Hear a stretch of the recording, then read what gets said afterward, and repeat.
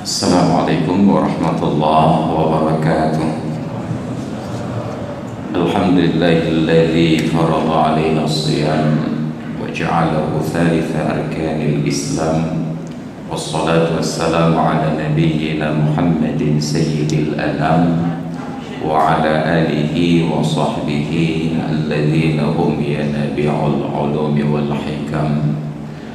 وقال الله تعالى في القرآن العظيم شهر رمضان الذي أنزل فيه القرآن هدى للناس وبينات من الهدى والفرقان صدق الله العظيم وصدق رسوله النبي الحبيب الكريم ونحن على ذلك من الشاهدين والشاكرين والحمد لله رب العالمين وبعد. Hadirin dan hadirat jamaah salat Isya dan tarawih yang dimuliakan Allah. Syukur kita kehadiran Allah Ta'ala diberikan umur panjang dan kesehatan badan, bertemu dengan bulan yang mulia ini, bulan Ramadan, bulan sebagai kompensasi dari Allah Ta'ala atas singkatnya umur umat Nabi Muhammad sallallahu alaihi wasallam. Maka dalam suatu riwayat Nabi bersabda, "A'maru ummati ma baina sittina ila sab'ina sanatan." Usia umatku ini berkisar antara 60 sampai dengan 70 tahun.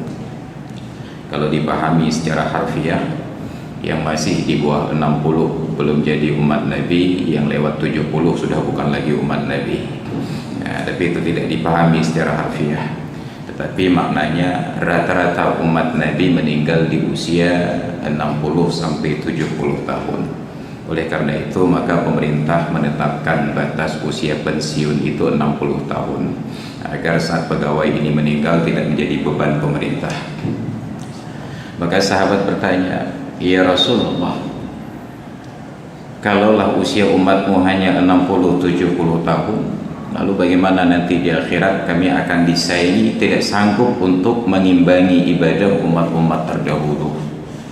Umat terdahulu Nabi Adam itu 1000 tahun lebih usia beliau, Nabi Nuh 1000 tahun lebih, Nabi Ibrahim 500 tahun lebih. Dan luar biasanya, dalam umur ratusan tahun itu mereka masih aktif panjat kelapa, membajak sawah, nelayan dan lain sebagainya. Kita 80 tahun itu sudah menjadi beban semua orang di lingkungannya. Ini menjadi perbedaan. Maka apa yang terjadi? Ternyata Allah Ta'ala tidak ingin memperpanjang umur kita hanya untuk hal yang sia-sia. Maka diberikanlah bulan Ramadan yang di dalamnya terdapat satu malam lebih baik daripada 1000 bulan.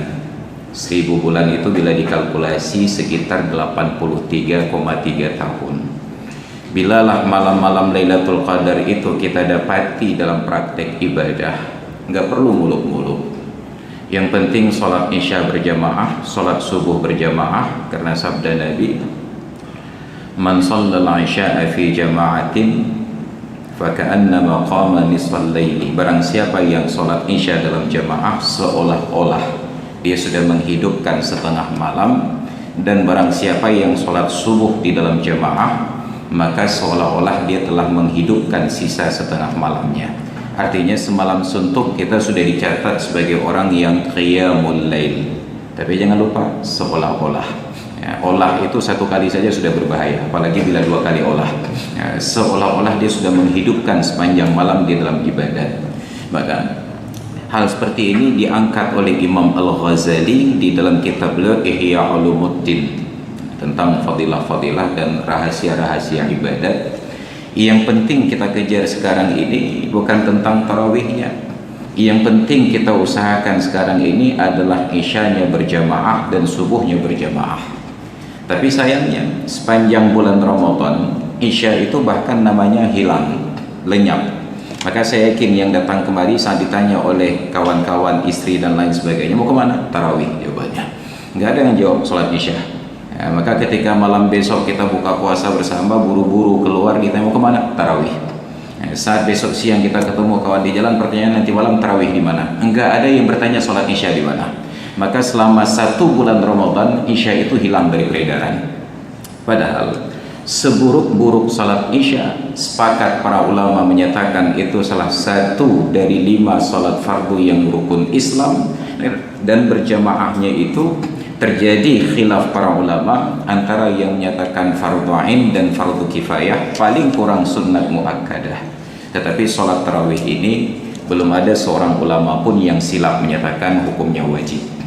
Maka tidak salat tarawih sepanjang Ramadan tidak batal puasa, tidak berkurang pahala puasa. Tarawih setiap malam bulan Ramadan tidak bertambah pahala puasa. Maka tarawih dan puasa itu ibadah yang berdiri sendiri. Kebetulan waktunya sama-sama di bulan Ramadan. Maka jangan merasa dengan kurang tarawih kurang pahala puasa. Sebab puasa dengan tarawih itu paketnya beda-beda. Ada yang paket komplit, siang puasa, malam tarawih. Ada yang semi, siang puasa, malam gak tarawih. Ada yang lebih parah lagi, hanya tarawih malam, siang gak puasa. Itu belum terlalu parah. Ada yang lebih parah lagi, udah siang tidak puasa, malam tidak tarawih. Maka nauzubillah, masing-masing ada kapasitasnya. Jadi jangan hubung-hubungkan, oh tadi malam menyesal saya nggak tarawih, ini menyebabkan puasa batal, tidak sah dan lain sebagainya. Bahkan Anda tidak sholat zuhur besok, puasa Anda tetap sah. Karena tidak ada seorang ulama pun yang katakan salah satu yang membatalkan puasa adalah karena meninggalkan sholat. Hanya pahala puasa itu tidak seimbang dengan dosa meninggalkan sholat. Jadi minusnya itu masih tinggi sekali. Masih seperti harga minyak dunia hari ini. Itu yang menjadi masalah bagi kita sekarang. Tapi jangan nanti ketika bertemu ada orang-orang yang semangat puasa tapi tidak mau sholat, lalu kita ponis rugi kamu puasa kalau nggak sholat. Dia berpikir, ya Allah kata tim puasa mentong rugi, cek aku puasa hari. Setidak-tidaknya dia sudah menjalankan kewajiban puasa, hanya terutang satu kewajiban lagi, belum melaksanakan sholat. Tinggal dakwah kita mengajak dia untuk melaksanakan sholat. Ini yang harus kita pahami dari awal. Kemudian kondisi sekarang ini kita berada di tahun fitnah, di tahun ujian yang berat dari Allah Ta'ala. Maka hampir setiap salat fardu kita baca doa qunut nazilah, Allahumma dfa'anna al-bala'a wal-ghala'a wal-waba'a wal-fahsya'a wal-munkar wat-ta'un waz-zina was-suyuf al-mukhtalifah sampai selesai. Ujian keimanan bagi kita. Maka ada hal-hal yang kita juga harus memahami dari sudut pandang ilmu, bukan dari sudut pandang nafsu. Karena selama ini ibadah kita itu lebih karena nafsu daripada karena ilmu. Maka betapa sebenarnya di dalam Islam ada rukhsah menghadiri sholat berjamaah, termasuk sholat Jumat.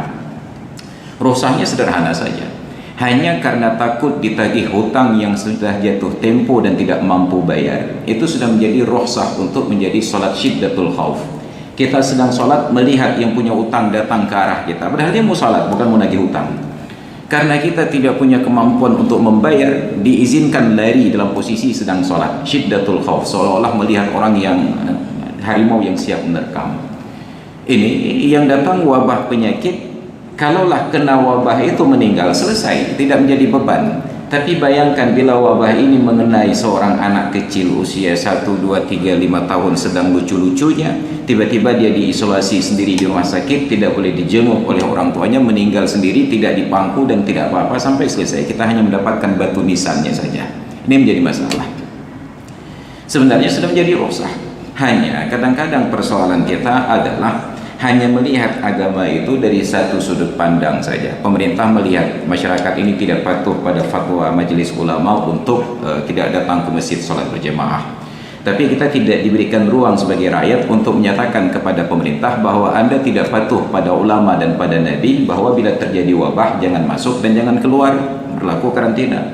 Idza sami'tum bil ardi ta'unan, idza sami'tum ta'unan bi ardin fala tadkhuluha. Bila kalian mendengar di suatu negeri terjadi ta'un, ta'un itu bahasa Arab, diterjemahkan bahasa Aceh menjadi ta'un. Dulu kita hanya paham manok kenong ta'un. Sekarang manusia kenong ta'un. Ada beberapa kosakata bahasa Arab yang diadopsi ke dalam bahasa Aceh. Dabuh dalam bahasa Aceh, pu dabuh ya. Dari bahasa Arab dabbah, pu binatang ya. Dia diadopsi ke dalam bahasa Aceh, disesuaikan. Kalau kalian dengar ada wabah, jangan masuk. Bila kalian di dalam, jangan keluar.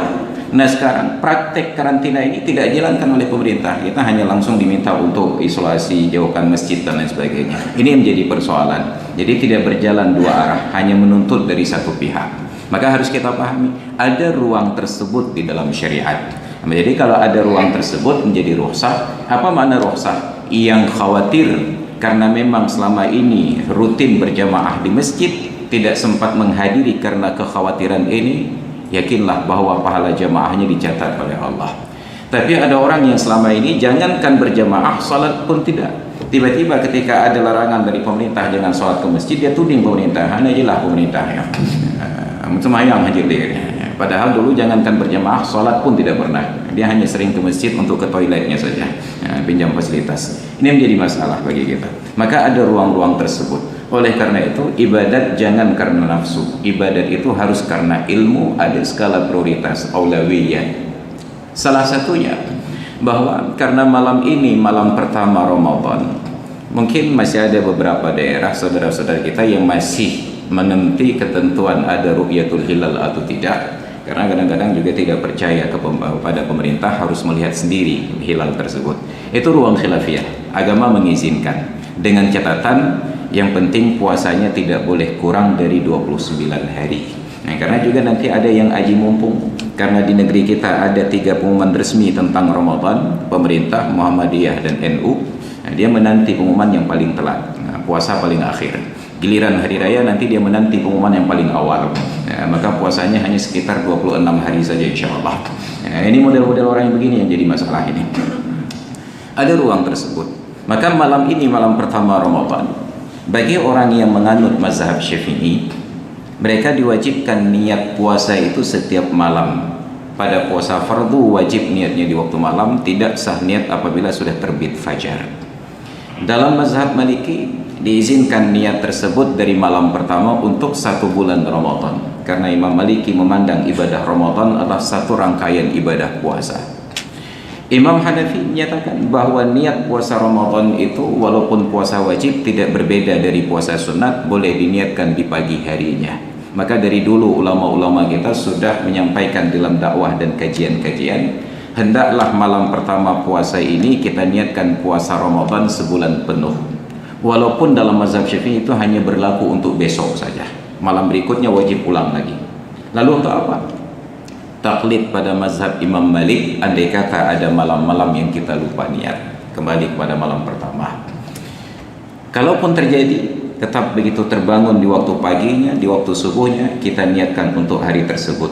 Taklid kepada Imam Hanafi.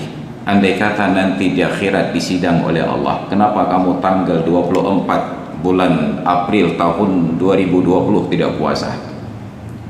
Saya jawab, saya puasa ya Allah, tapi tidak terdapat niat kamu di malam harinya. Ada ya Allah, saya niat malam pertama untuk 1 Ramadan penuh. Oh enggak sah itu, karena itu versi Imam Malik. Tapi saya niat pagi harinya waktu terbangun ya Allah, itu versi Imam Hanafi. Oh enggak sah juga, kita sudah 3 tahapan antisipasi. Kalau tidak sah juga itu kembali kepada Allah Subhanahu wa Ta'ala. Karena Allah dengan maha kasih sayangnya, bisa-bisa saja orang yang taat masuk neraka dan sah-sah saja orang maksiat masuk surga. Karena pertanyaannya, apa dosa malaikat Zabaniyah sampai harus masuk neraka lebih dahulu daripada Abu Lahab, Abu Jahal dan Abu Jandal? Nah, ini menjadi persoalan. Orang-orang ini belum masuk neraka, tapi malaikat Zabaniyah itu sudah ada di dalam neraka. Kenapa? Karena kehendak Allah. Ketika Allah menempatkan dengan kasih sayangnya, maka tidak dipertanyakan nikmat atau tidak nikmat, semua akan terasa nikmat. Kembali kepada kepasrahan kita kepada kehendak Allah Subhanahu wa Ta'ala. Itu satu. Yang kedua, bahwa di bulan Ramadan ini kita sering ditanyakan, kira-kira bulan Ramadan ini ibadah yang paling utama apa, Bos? Itu yang sering ditanyakan, karena kita ingin keuntungan besar saja. Jawabannya adalah setiap ibadah di bulan Ramadan menjadi utama. Tidak ada ibadah yang tidak utama di bulan Ramadan. Yang sunat di bulan-bulan yang lain diberikan pahala seperti ibadah wajib di bulan Ramadan. Yang fardu di bulan-bulan lain diberikan kelipatan 70 kali lipat oleh Allah di bulan Ramadan.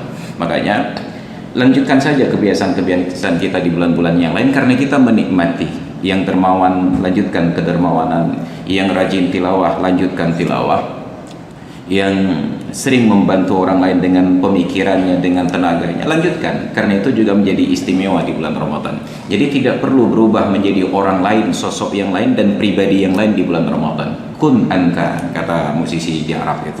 Jadilah dirimu sendiri. Apa yang sudah biasa engkau praktekkan selama ini sedari kebaikan, lanjutkan di bulan Ramadan. Maka itu menjadi istimewa di dalam pandangan Allah. Maka lebih istimewa lagi dalam kondisi sulit seperti ini, kita ikut berbagi makanan kepada saudara-saudara kita yang membutuhkan, karena membangun masjid itu berat. Tetapi ketika kita mampu memberi makan orang yang lapar, itu lebih besar pahala daripada orang yang membangun satu masjid. Tapi karena di masjid kita tidak diizinkan lagi iftar jama'i, berbuka bersama, alangkah indahnya bekal makanan itu diantarkan ke rumah orang-orang yang memang kita anggap sangat membutuhkan biaya itu selama bulan Ramadan. Man aftara sha'iman falahu ajruhu min ghairi ay yanqusa min ajri fa'ilihi syai'an. Barang siapa yang memberi makan orang yang berpuasa, berbuka di waktunya, maka ia dapatkan pahala orang tersebut dengan tidak mengurangi pahala orang yang melakukannya sama sekali. Maka sangat rugi bila puasa 30 hari, pahala 30 hari. Setidak-tidaknya puasa 30 hari, kita dapatkan pahala 90 hari dengan memberikan bekal berbuka untuk dua keluarga yang lain, dihitung dengan jumlah kepala yang berpuasa di dalamnya. Maka hadirin dan hadirat sekalian, jamaah salat Isya dan Tarawih yang dirahmati Allah, karena amanah dari panitia katanya 15 menit, sekarang sudah 16 menit lewat 30 detik, lebih 1 menit setengah. Jadi saya padakan dulu sampai di sini. Tausiah pada malam yang berbahagia ini hanya sebagai pengingat dan untuk saling berbagi, bukan karena saya lebih baik, bukan karena saya lebih sepandai, hanya karena Rasulullah telah mengamanatkan, balighu anni walau ayatan, sampaikan apa yang telah kalian dengar dariku walaupun hanya sepotong ayat, dan itu tidak disyaratkan amal lebih dahulu baru sampaikan. Sampaikan saja, insya Allah pelan-pelan kalian akan ikut mengamalkannya. Karena bila tidak, sungguh guru-guru di pesantren dan di sekolah hanya bisa mengajar bab taharah dan bab sholat saja. Karena bab kawin mereka belum menikah, bab tijarah mereka belum jualan, bab jinayah mereka belum masuk penjara. Jadi kembali ke bab bersuci, karena itu yang sudah diamalkan. Maka hadirin dan hadirat sekalian yang dirahmati Allah, demikian untuk saling berbagi di malam yang berbahagia ini, dan mudah-mudahan dipanjangkan umur oleh Allah, dapat kita lanjutkan besok subuh dan pada sholat Jumatnya insyaallah nanti. Amin ya rabbal alamin. Terima kasih atas perhatian dan mohon maaf atas segala kekurangan. Hadanallahu wa iyyakum ajma'in. Assalamualaikum warahmatullahi wabarakatuh.